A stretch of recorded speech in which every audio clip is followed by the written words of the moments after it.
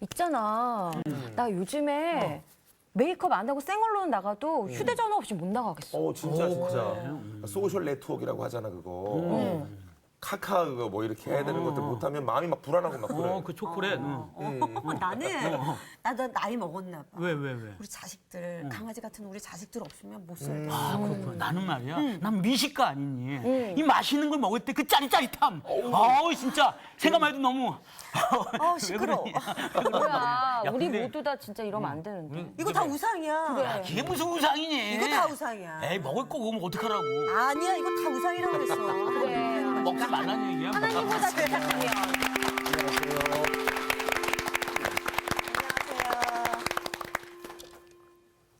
밖에서 슬쩍 듣고 있었는데 네. 휴대전화 없으면 못 산다고요? 휴대전화 없이 못 나가겠어요. 그렇죠. 네. 또 뭐 카모라고 하는 거 네, 없으면 못 카카오 살겠다고. 네. 초콜릿. 전부 다 우리를 사로잡고 있는 것들이 있죠. 네. 살다 보면은 사로잡힘이라고 하는 거. 내가 그것을 붙잡지 않았는데 그게 나를 붙잡아서 나를 얽어매게 하고 부자유하게 하는 것들. 네. 이런 것들이 있어요. 중독이라고 얘기할 수 있겠죠. 우리를 중독시키는 것들. 이 중독에서부터 해방되어야 하는데 어떻게 하면 해방될 수 있을까요? 주님이요. 너무 답을 너무 교과서적으로 얘기하는데요. 죄송합니다. 네. 중독에서 벗어나는 방법은 그것 없이 사는 연습을 하는 거예요. 네. 없이 사는 연습을 한번 해보는 거죠. 네. 사람의 중독이 무서운 게 휴대전화 중독도 무섭지만 부정적인 감정에 사로잡힌 것도 중독이라고 볼 수 있죠. 네. 그런데 그 부정적인 감정을 내가 딱 붙잡고 있으면 그게 오히려 나를 사로잡고 부자유하게 만들어요. 그래서 그 부정적인 감정과 자꾸 작별하는 연습을 하지 않으면 안 됩니다. 이것이 이제 참 삶의 길이고 좋은 종교라고 하는 것은 뭐냐? 사람들을 얽어매게 하는 게 아니라 사람들을 자꾸 풀어주어서 네. 자유롭게 하는 거예요. 네. 우리가 신앙생활을 한다고 하는데 신앙생활을 하기 때문에 내 삶이 너무 많은 것에 얽매인다고 한다면 뭔가 내 신앙생활에 문제가 있는 것이 아닌가 네. 돌아볼 필요가 있습니다. 네. 그래서 예수 믿는 사람들은 정말 멋있는 사람이에요. 맞아요. 그러니까 품이 넓은 사람이 되어야 하는데 이렇게요? 그렇지. 그렇게 넓은 난 그렇지. 거는 그렇게 바람직하지는 않은 것 같아요. 네. 그러나 어쨌든 품이 넓은 사람이 되어야 하는데 품이 넓다는 것은 뭐냐면 다양한 의견들을 품어 안을 수 있는 능력을 뜻하는 거겠죠. 어느 그 선생님 시 가운데 나오는 귀절인데 자기는 이런 사람을 참 좋아한대. 누군가를 부둥켜 안을 때 그 네. 팔이 엿가락처럼 늘어나는 사람. 생각해 보세요. 우리가 누군가를 사랑한다고 얘기할 때 우린 조막손이 되시네요. 요만큼밖에 사랑하지 못해요. 전폭적으로 안아주지 못해. 그런데 누군가를 받아 안으려고 할 때 그를 전폭적으로 받아 안아주는 팔이 엿가락처럼 늘어나는 사람. 그런 분 혹시 알고 있어요, 여러분? 저를 안기가 힘들어하더라고요, 사람들이. 제가 그래서 애정 결핍증이 있는 거예요. 그래요. 예수 그리스도. 그렇죠. 그분은 우리에게 품이 넓은 분이죠. 수고하고 무거운 짐 진 사람들 다 나한테 내게로 오라. 그렇게 말하죠. 내가 너희를 쉬게 하겠다. 그러니까 예수 안에서는 그 품 밖으로 내몰리는 사람이 하나도 없죠. 그런 의미에서 예수 믿는 사람들도 품이 넓은 사람이 되어야 합니다. 나하고 생각이 좀 다르고 또 지향하는 바가 다르다고 할지라도 그를 존중하고 품어 안는 넉넉함이 있어야겠죠. 이런 것들. 이제 우리들이 중독에서 벗어나게 되면 그런 자유함을 누리게 되는 것이죠. 아까 미란 씨가 그랬어요. 이 모든 게 다 우상이라고 네. 우리를 사로잡는 것이. 우상이 도대체 뭘까? 네. 오늘 이 얘기를 함께 나눠보겠습니다. 네. 오늘 수업 10계명 3강 우상을 만들지 못한다. 그럼 우리 텍스트를 한번 또 읽고 가는데 네. 출애굽기 20장이죠. 네, 20장 1절부터 17절 다시 한번 읽어볼 텐데요. 한 절씩 돌아가면서 한번 읽어보실까요? 네. 하나님이 이 모든 말씀으로 말씀하여 이르시되 나는 너를 애굽 땅 종 되었던 집에서 인도하여 낸 내 하나님 여호와니라. 너는 나 외에는 다른 신들을 내게 두지 말라. 너를 위하여 새긴 우상을 만들지 말고 또 위로 하늘에 있는 것이나 아래로 땅에 있는 것이나 땅 아래 물속에 있는 것의 어떤 형상도 만들지 말며 그것들에게 절하지 말며 그것들을 섬기지 말라. 나 내 하나님 여호와는 질투하는 하나님인즉 나를 미워하는 자의 죄를 갚되 아버지로부터 아들에게로 3, 4대까지 이르게 하거니와 나를 사랑하고 내 계명을 지키는 자에게는 천대까지 은혜를 베푸느니라. 너는 내 하나님 여호와의 이름을 망령되게 부르지 말라. 여호와는 그의 이름을 망령되게 부르는 자를 죄 없다 하지 아니하리라. 안식일을 기억하여 거룩하게 지키라. 엿새 동안은 힘써 내 모든 일을 행할 것이나 일곱째 날은 내 하나님 여호와의 안식일인즉 너나 내 아들이나 내 딸이나 내 남종이나 내 여종이나 내 가축이나 내 문 안에 머무는 객이라도 아무 일도 하지 말라. 이는 엿새 동안에 나 여호와가 하늘과 땅과 바다와 그 가운데 모든 것을 만들고 일곱째 날에 쉬었음이니라. 그러므로 나 여호와가 안식일을 복되게 하여 그날을 거룩하게 하였느니라. 내 부모를 공경하라. 그리하면 내 하나님 여호와가 내게 준 땅에서 내 생명이 길리라. 살인하지 말라. 간음하지 말라. 도둑질하지 말라. 내 이웃에 대하여 거짓 증거하지 말라. 내 이웃의 집을 탐내지 말라. 내 이웃의 아내나 그의 남종이나 그의 여종이나 그의 소나 그의 낙이나 물은 내 이웃의 소유를 탐내지 말라. 아멘. 아멘. 네, 고맙습니다. 여러분의 낭낭한 음성으로 십계명을 들으니까 참 좋으네요. 네. 성경은 눈으로만 보아서는 안 되고 소리를 내서 읽어야 합니다. 그래야 이 성경의 리듬의 구조가 우리의 마음속에 있는 리듬과 맞닥뜨려서 공명을 일으키게 되거든요. 여러분 음성으로 듣는 것이 굉장히 행복했습니다. 여러분 모두 공인들이시죠. 또 어떻게 보면 아이돌도 계십니까 혹시? 여기? 아이돌이요? 예, 아이돌은 아니고 아이돌은 있어요? 아이 둘은 있어요. 돌이 앞으로 가는 경우는 그래요? 머리가 돌이 아이만 여보세요. 아이만 둘. 아이만. 아이돌. 아이돌. 네. 예, 요즘은 우리 그 TV에 나오는 스타들이나 또 스포츠 스타들을 우리들이 아이돌이라고 그렇게 많이 말을 하죠. 예. 아이돌이란 말이 그래서 우리 사회에서는 굉장히 선망의 대상이 되고 있는 말들입니다. 그런데 아이돌이란 말이 사실은 우상이란 말이잖아요. 네, 우상. 그렇죠? 네. 예. 그런데 이 말이 우리 아무 검증 없이 막 사용되고 있습니다. 그런데 이 아이돌이라고 하는 말은 그리스어로 에이도스라고 하는 말에서 나왔어요. 에이도스. 이것은 어떤 것의 모양 혹은 형상을 뜻하는 단어입니다. 그런데 이 에이도스라고 하는 말에서 에이돌론이라고 한 말이 나왔는데 그것이 뭐냐면 이미지만 있고 실체는 없는 헛것 그런 뜻이에요. 거기에서 나온 말이 아이돌입니다. 그러니까 어떻게 보면 이 시대에 아이돌이라고 하는 사람들도 보면 별로 안 좋은 뜻이. 이미지가 있어요. 네. 그 사람의 어떤 이미지들이 있죠. 그러나 그 사람의 어떤 삶의 실상은 대중들 앞에 드러나지 않는 경우가 많이 있죠. 그 때문에 아이돌이었던 스타들이 굉장히 정신적인 공허함을 느끼는 경우도 많이 있습니다. 대중들에게 소비되고 있는 자신의 이미지가 있는데 자신의 실체는 거기에 미치지 못하고 그리고 그 아이돌로서의 인기라고 하는 것이 포말과 같이 쓰러질 수밖에 없다는 사실을 알게 될 때 많이 절망하는 이들을 우리들이 보게 되죠. 본래 아이돌, 우상이라고 하는 것은 헛것, 빈 것 그런 뜻입니다. 그러니까 우리가 우상을 숭배한다고 하는 것은 실체가 없는 헛것을 숭배하는 것과 마찬가지라고 볼 수 있겠죠. 제가 어린 시절을 시골에서 보냈는데요.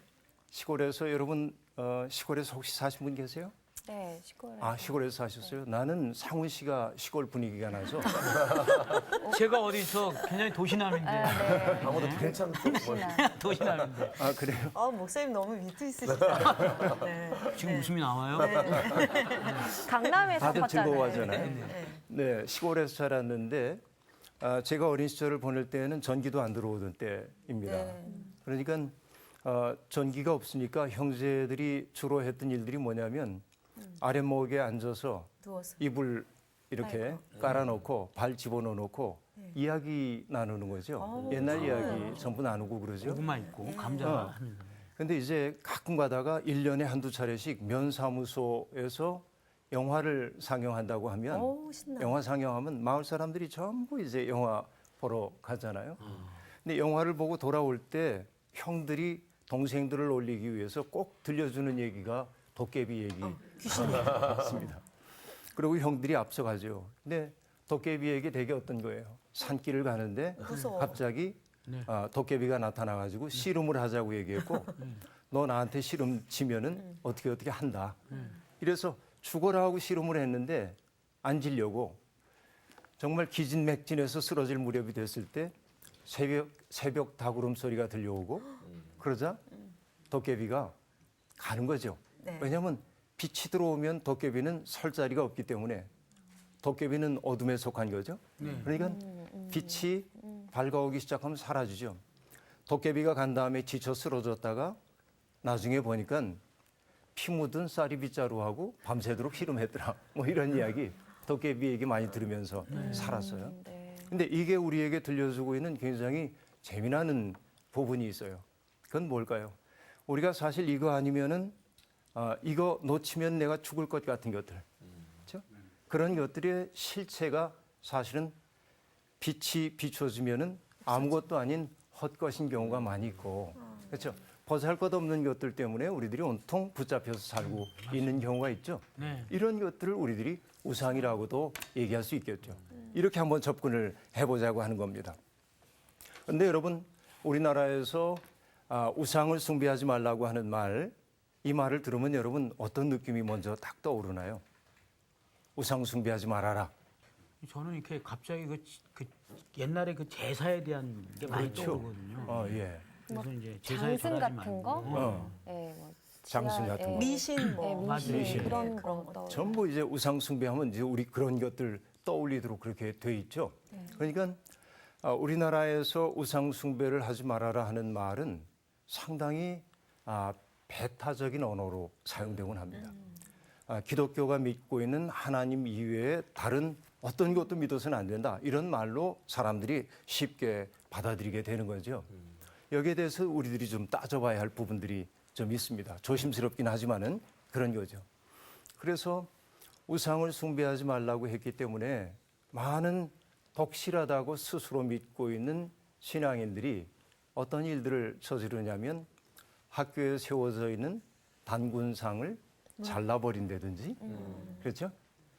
산에 이렇게 올라가다 보면은 불상 같은 게 있는데 거기에다가 빨간색 페인트로 십자가를 그려놓는다든지, 그렇죠? 이런 일들이 많이 있었단 말이에요. 그래서 뭐 어떤 분은 또 그 불교의 사찰에 들어가가지고서는 사찰에 있는 탱화에 낙서를 하기도 하고 이런 일들이 이제 벌어지는 거죠. 왜냐하면 그분들은 자기들의 신앙이 그것을 명령했다고 생각하는 경우가 아주 많이 있습니다. 그들에게는 독실한 신앙의 행위처럼 보이는지 몰라도 그런 폭력적인 일을 당하는 사람들의 입장에서 본다고 한다면 말도 안 되는 그런 일들을 겪는 것이라고 볼 수 있겠죠. 그런데 우상 숭배하지 말라고 하는 말이 자칫하면 그렇게 오해되기가 매우 쉬운 말이다. 우리들이 조심해야 한다 하는 얘기입니다. 그러니까 여러분 설날이면은 어르신들한테 세배는 하시죠? 네. 세배는 하시죠? 세배 안 하세요? 어른한테는 어르신들한테 세배는 하시죠. 그러나 이제 추도 예배 같은 데는 절은 안 하죠, 기독교인들이. 예, 그런 것들이 우리들이 있습니다. 그런데 우상이라고 하는 것은 결국 어떤 건지를 먼저 생각해 봐야 할 텐데 여러 부족이나 민족들이 정말 많은 사회적 혼란과 갈등 속에 살잖아요. 나 혼자만 살면 괜찮은데 주변에 있는 여러 나라들과 더불어 살다 보니까 갈등이 생기고 전쟁도 벌어지고 그렇기 때문에 누군가가 강한 힘이 우리를 좀 품어 안아줬으면 좋겠다. 우리를 지키고 보호해줬으면 좋겠다 하는 생각을 누구나 다 가질 수밖에 없겠죠. 이것이 인간이 종교를 갖는 중요한 요인 가운데 하나라고 얘기할 수 있겠습니다. 그래서 사람들은 자기들을 보호해주는 보호자를 사람들의 눈에 보이도록 가시적으로 만들어 놓고 바로 이분이 우리를 지켜주신다고 사람들이 사회적으로 합의를 하게 되는 겁니다. 자, 제사장이나 이런 계층들이 바로 이분이 우리를 보호하고 지켜주는 분이라고 그렇게 자꾸만 가르쳐 주겠죠. 그렇게 돼서 결국은 상들을 만들기 시작하는 겁니다. 근데 문제는 뭐냐면 이런 데 있습니다. 제국 국가 같은 경우에 보면 여러분 로마에 가면 판테온이라고 하는 게 있어요. 혹시 가보신 적이 있습니까? 아니요. 로마도 안 가봤습니다. 로마도 안 가보셨군요. 네, 기회가 있기를 바랍니다.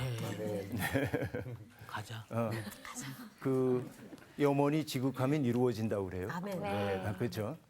판테온이라고 하는 건데 판테온이라고 하는 것은 뭐예요? 만신전 그렇게 번역을 합니다. 우리말로. 진짜. 그러니까 많은 신들을 모신 사당입니다. 일종의 판테온. 판이라고 하는 것이 많다, 범 그런 뜻이에요. 태온이라고 하는 것은 신을 뜻합니다. 그러니까 많은 신이 거기에 모셔져 있습니다. 그런데 판테온에는 최고의 신이 있고 신들에게도 계급이 딱 정해져 있습니다. 신들도. 지난 시간에 얘기했었죠. 각각의 신들은 자기가 주재하는 주특기가 있다고 얘기했고 네, 네. 또 그가 주재하고 있는 장소가 있다고 얘기를 했었죠. 기억이 나십니까? 네. 아, 기억력이 상당히 좋으시네요. 네. 한 주간이나 기억력이 지속되네요. 그 굉장히 놀라운. 근데 물어보지 마세요. 들은 것 묻지 같아요. 말아요. 네, 들은 것 같아요. 좋아요. 그러면 자, 각각의 신들은 자기가 주재하고 있는 주특기가 있다고 얘기했고 또 하나는 자기가 관장하고 있는 지역이 있다고 얘기를 했었죠. 예. 네. 그러니까 신들의 서열이 딱 정해져 있습니다. 최고 신이 있고 하위 신들이 이렇게 있겠죠. 그러니까 각각의 신들의 역할이 주어져 있습니다. 자, 그러면 여러분 생각해 보세요. 날마다 만신전에 가가지고 그 신들에게 예배를 드립니다. 우리가. 그러면 내 내면 속에 저절로 어떤 생각이 들어오냐면 세상은 원래 위계 질서로 구조화돼 있어. 그렇게 생각할 수 있겠죠. 네. 저 높은 자리에 있는 사람도 우리 식구리 얘기하면 저 높은 자리에 있는 게 팔자고 맨 밑바닥에서 사회 밑바닥에서 이렇게 천대받고 사는 우리들도 저 신들의 세계가 그런 것처럼 우리들도 이것도 팔자야. 그렇게 됐겠죠. 네. 그러니까 판테온이라고 하는 만신전 신학이 고대 세계에서 했던 역할은 뭐냐? 사회적인 불평등함을 그대로 추인하는 역할을 했다 그 얘기입니다. 네. 그렇죠? 네. 만신전에 가서 자꾸만 예배를 드림으로써 내 삶의 자리 그게 그냥 신으로부터 주어진 자리야. 받아들일 수밖에 없어. 이런 것이죠. 이게 사람들을 얼마나 불편하게 만들어요. 사람들의 인권을 유린하도록 만들죠. 그런데 우리가 야훼 하나님을 믿는 종교, 지난 시간에 하나님에 대한 이야기를 했습니다만 야훼 하나님을 믿는 사람들에게는 조금 달라집니다. 하나님이 한 분밖에 없어. 그렇죠? 하나님이야. 한 분밖에 안 계십니다. 그러면 하나님 한 분 밑에서는 모든 사람들이 어떠합니까? 다 똑같아요. 평등한 거예요. 네. 그렇죠? 왕이라고 해서 다르지 않고, 그렇죠? 지금 재산이 없고 배우지 못했고 부모님이 계시지 않기 때문에 어려움을 겪는다고 해가지고 내가 조금 더 저 사람보다 못하지 않은 거지. 그렇죠? 바로 이것이 히브리 성서가 우리에게 가르쳐주고 있는 혁명입니다. 고대 세계에는 판테온 신전, 그렇죠? 거기에서 신들의 위계 질서가 각 사회가 가지고 있었던 불평등한 구조를 있는 그대로 인정하도록 만들었다고 한다면 히브리 성서가 우리에게 가르쳐주고 있는 참된 하나님 한 분은 하나님 안에서 모든 사람들이 평등하다. 이 혁명입니다. 일종의. 네. 그렇죠? 그 하나님을 우리가 믿는 거예요. 우상들을 믿는 게 아니고. 네. 그렇죠? 그래서 이 우상이라고 하는 말이 그런 이제 배경에서 나온 말이기도 한데 나중에는 이스라엘 사람들이 이 우상이라고 하는 말을 가지고 이스라엘 외부에 있는 각각의 나라들 그들이 섬기고 있는 신들을 지칭하는 말로 사용되기 시작했고요. 그렇죠? 또 불가시적이고 눈에 보이지 않는단 말이에요. 그리고 절대적인 하나님을 사람들은 인간의 형상으로 만들어 놓고 자꾸만 섬기려고 했죠. 그 모든 것들을 우리들이 우상이라고 그렇게 얘기를 해왔다 하는 얘기입니다. 그러면 이제 여러분 한번 물어보십시다. 사람들이 우상을 만드는 까닭이 뭘까요? 불안해서. 불안해서. 와우. 아주 뭐 한마디로 핵심을 딱 찔렀어요. 상훈 씨 부럽죠. 굉장히 부러워하는 미란 아니 씨가. 저도 그 얘기를 하려고 했거든요. 참 신기하네. 스피디에서 어떻게 이렇게 마음이 얘기하네요. 맞지? 인정할게요. 네. 네, 불안해서 이제 만든다. 왜 불안하죠? 나약하니까. 완전하지 않기 때문에. 완전하지 않기 때문에 나약하니까. 여러분 다 답을 가지고 있어요. 에덴 동산에서 죄를 짓기 전에 사람이 불안했을까요? 아니요. 불안했죠. 불안하지 않았겠죠? 네. 왜냐하면 그때는 시간이라고 하는 것을 사람들이 의식하지 않고 살았을 거예요. 거기에서는 벌거벗은 것도 부끄러워하지 않았던 존재이잖아요. 그런데 에덴 동산 바깥으로 인간이 죄 때문에 쫓겨났다고 얘기하고 있습니다. 그렇죠? 에덴 동산 바깥에서의 시간은 그야말로 불안의 시간들이었습니다. 자, 보면은요. 우리가 히브리성서 창세기를 보면 처음부터 나오는 갈등의 이야기가 계속되고 있습니다. 아담과 하와 사이에 태어난 첫 번째 아이가 있죠. 그렇죠? 누구였어요? 가인. 가인입니다. 가인. 하와가 가인을 낳고 우리도 하나님처럼 생명을 생산해서 기뻐서 가인이라는 이름을 붙여줬어요.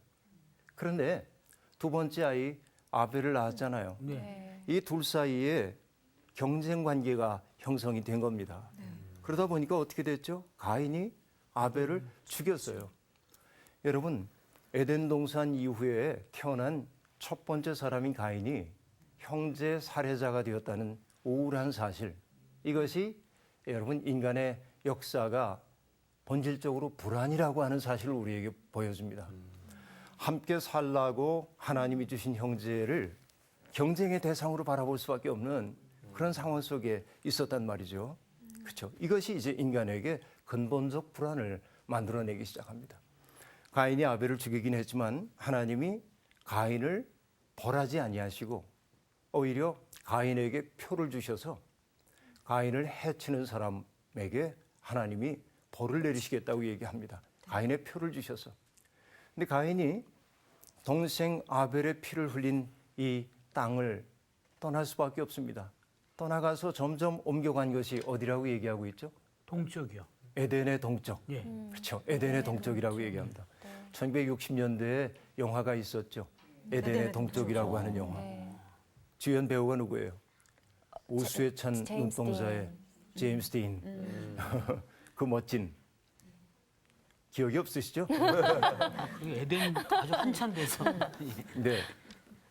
에덴의 동쪽이라고 얘기를 했어요. 그런데 옮겨가서 살게 된 에덴의 동쪽을 땅 이름을 뭐라고 얘기했냐면 놋 그렇게 얘기했어요. 네, 뭐, 영어로는 NOD, 놋입니다. NOD. 그런데 놋이라고 하는 히브리어의 뜻은 방황하다. 방황하다. 이런 뜻입니다. 네. 다시 얘기하면 형제 간의 사랑의 관계를 맺지 못한 인간의 보편적인 삶의 상황이 불안이고 방황이다 하는 걸 보여줘요.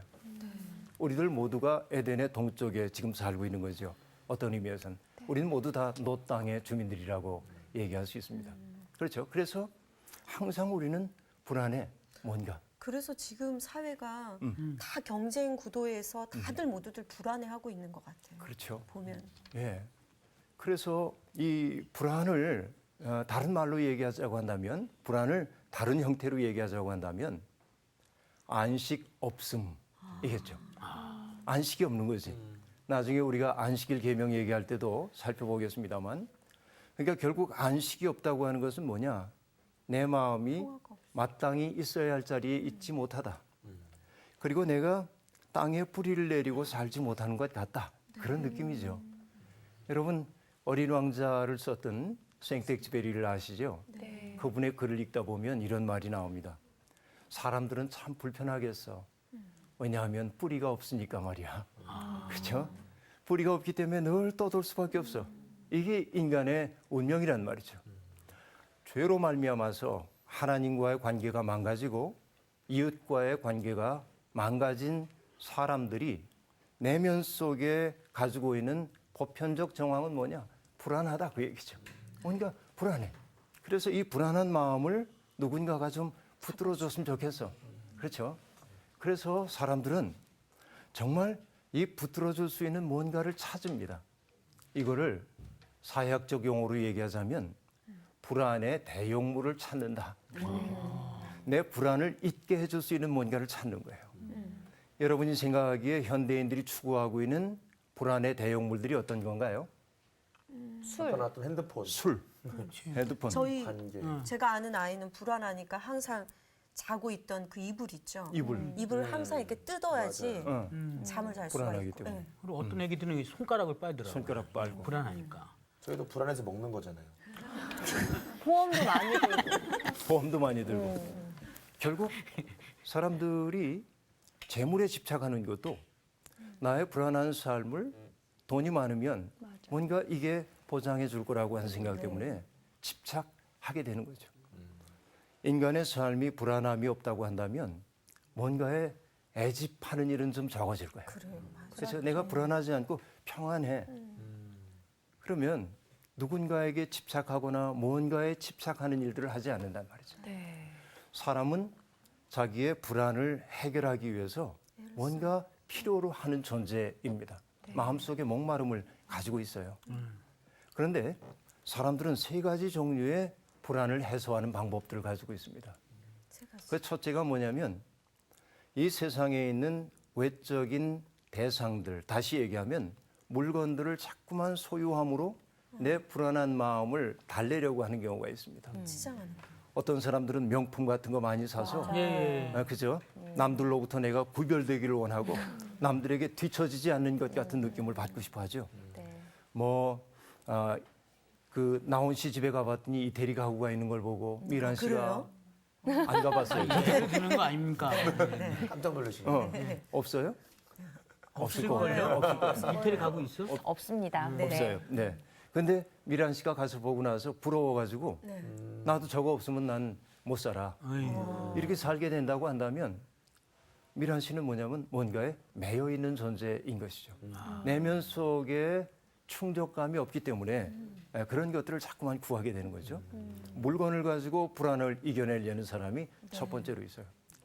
또 하나는 뭐냐면 사람에게 집착하는 경우가 있습니다. 그렇죠? 너무나 사람에게 집착해. 내가 나 사랑해 줘야 돼. 그러고 너무 집착해.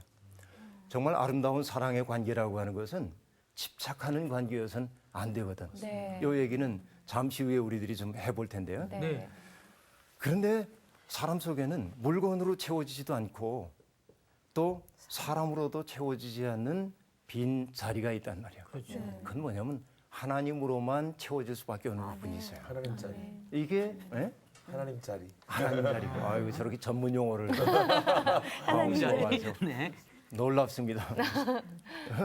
우리의 마음의 지성소 속에 들어와 계셔야 할 분이 하나님이라 말이죠.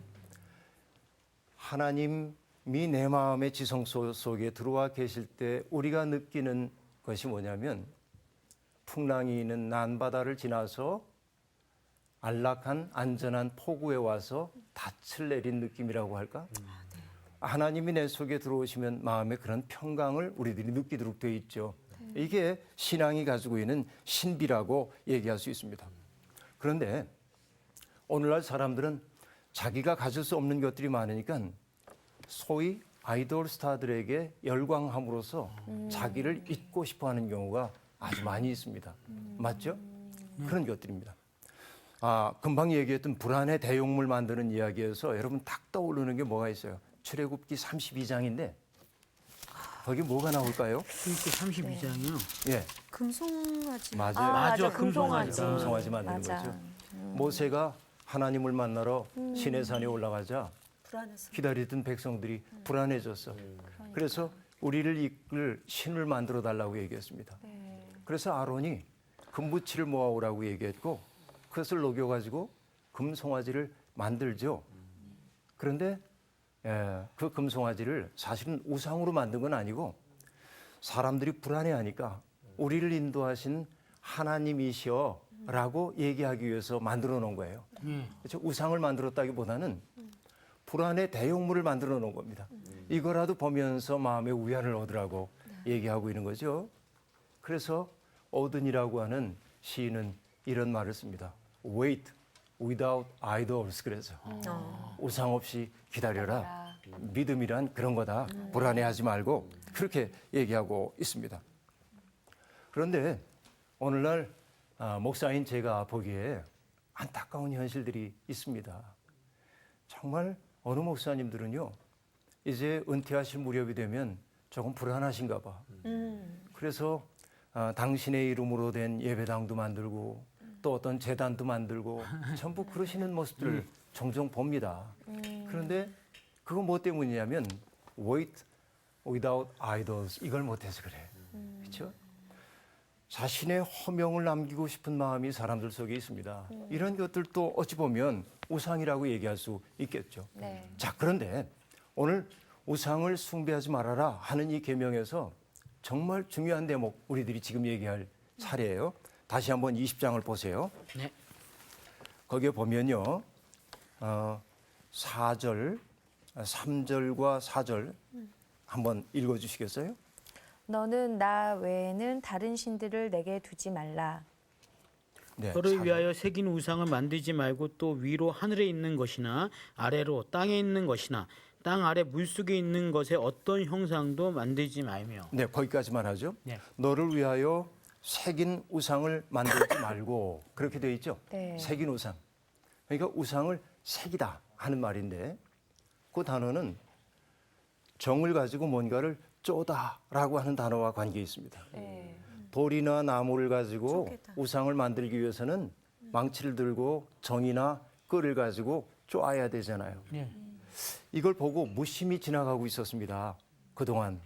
그런데 어느 날 그 내셔널 지오그래픽이라고 하는 그 프로그램을 봤어요. 네. 근데 그게 뭐가 나오냐면 이집트에 가면은 커다란 피라미드들이 서 있죠. 네. 피라미드 서 있고요. 네. 또 신전 앞에 가면 오벨리스크라고 하는 큰 기둥 같은 것이 네. 서 있습니다.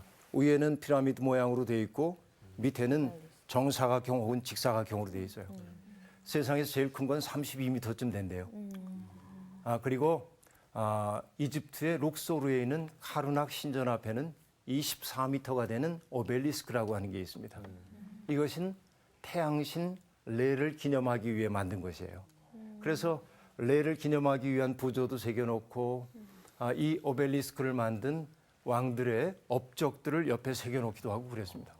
그런데 내셔널 지오그래픽이 우리에게 보여주는 것은 뭐였냐면 그 오벨리스크를 채석장에서 떠내기 위해서 어떤 노력들을 했는지였습니다. 자, 30m쯤 되는 돌이에요. 굉장히 크죠. 네. 큰 바위괴를 지금 만났습니다. 그러면 떠야 할 이 돌의 크기도 엄청날 거 아니에요. 예, 예. 사람들도. 사람들이 전부 줄지에 앉아요. 예. 그리고 자기 앞에서 이걸 쪼기 시작합니다. 응? 이렇게 해서 이 돌을 떼어내는 거야. 네. 그런데 24m짜리 오벨리스크를 떼어내는데 몇 개월이 걸렸냐면 7개월이 걸렸습니다.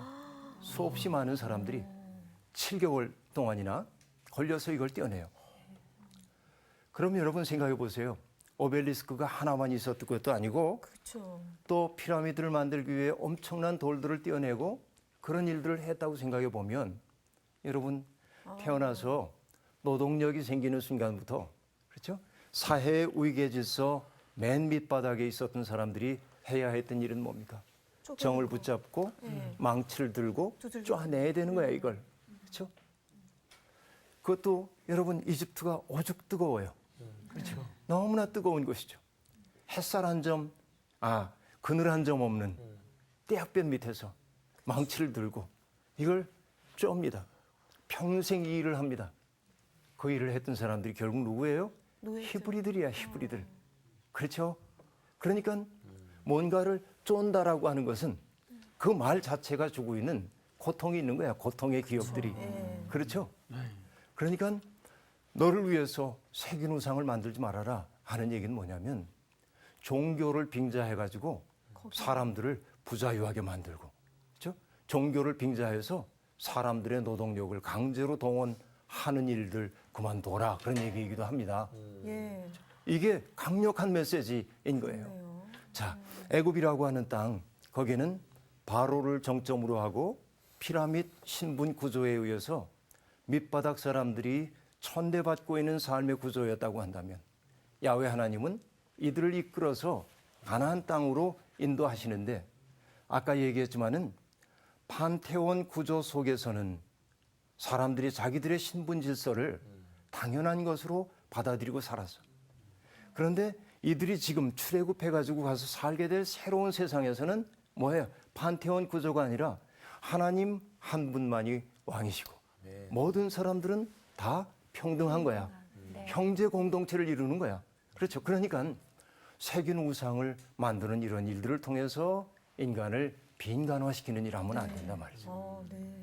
이것이 우상을 만들지 말라고 하는 계명 속에 담겨 있는 아주 강력한 메시지라고 그렇게 보는 거예요. 그렇죠? 네. 하나님을 위해서라는 명분으로 이런 우상 만든 일을 하면 안 됩니다. 네. 그렇죠? 그러니까 하나님의 영광을 위해서라고 하면서 우리가 하는 교회들이 하고 있는 큰 행사들도 혹시라도 고통받는 사람들의 처지를 외면한 것이어서는 안 된다 하는 얘기죠. 마하트마 간디가 이런 얘기를 한 적이 있습니다. 정말 교회의 아름다움이란 뭐냐면 신전 건물을 멋지게 지어놓은 것이 아니라 그 교회 주변에 굶주린 채 잠드는 사람이 하나도 없는 것이 정말 아름다운 교회다. 그랬어. 그렇지? 교회가 선다고 하는 것은 바로 그런 의미일 거란 말이죠. 오늘의 기독교가 자칫하면 우상을 숭배하는 것이 될 수 있단 말이죠. 이게 이 계명을 통해서 우리들이 보게 되는 것이라고 볼 수 있어요. 그래서 오죽하면 제단을 쌓는 문제를 얘기하면서도 성경이 뭐라고 얘기하냐면 너희가 나에게 제물을 바칠 제단을 쌓고자 할 때에는 다듬은 돌을 써서는 안 된다. 왜? 돌 다듬는 게 전부 뭐를 기억시키는 겁니까? 그때 강제 노역을 기억시키는 거잖아. 너희가 돌에다 정을 대면 그 돌이 부정을 타게 된다. 심지어는 그렇게까지 얘기를 한단 말이에요. 그렇죠? 종교를 빙자해서 사람들을 억압하는 일을 해서는 안 된다 하는 얘기입니다. 그러면 여러분 오늘 우리들이 해야 할 일들 참 많아요. 유한한 것들 섬겨서는 안 되겠죠? 네. 아까 얘기한 것처럼 하나님을 믿는다고 하는 것은 뭐냐? 점점 우리를 얽어매게 하는 우상들로부터 벗어나와서 점점 우리를 자유하게 하는 하나님을 향해 길 떠나는 과정이어야 합니다. 그런데 신약 성서로 오면서 신약 성서는 우상에 대한 새로운 이해를 가르쳐주고 있어요. 어떤 이해인지 한번 볼까요?